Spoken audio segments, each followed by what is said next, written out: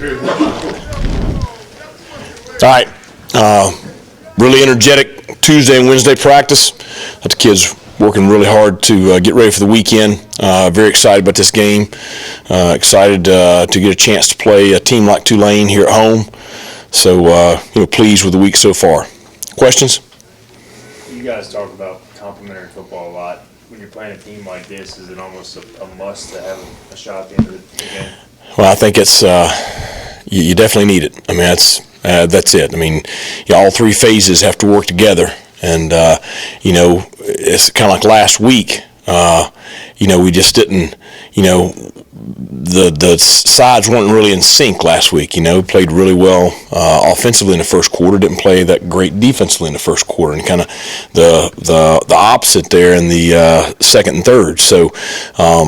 Complementary football means that we're executing real well in all three phases, and certainly to knock off a very solid Tulane team, that's certainly a piece that's needed. I mean, you got back-to-back weeks, I guess, of playing teams at the top of the conference. I mean, the guys are pretty excited about that challenge. Yeah, very excited. I mean, it's trying to build on last week's performance on the road.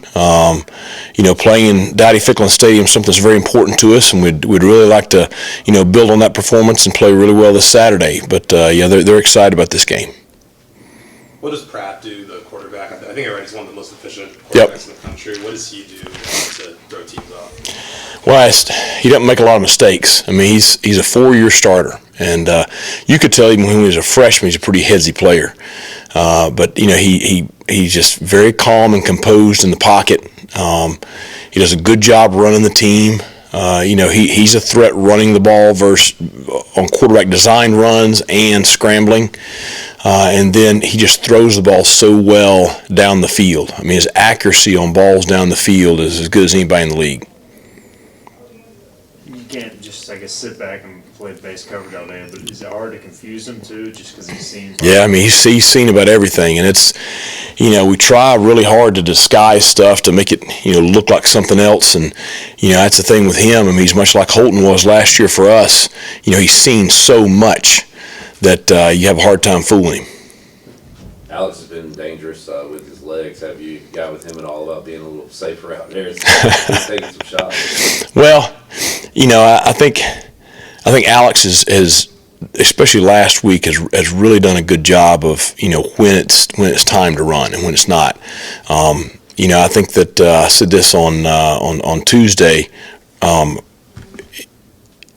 difference is when it's trying to get a first down, you don't really worry about it a whole lot. I think when it's a little bit different situation, you'd like to see him take care of himself. But I'm pleased with what he's been able to do with that. It's probably not what we expected.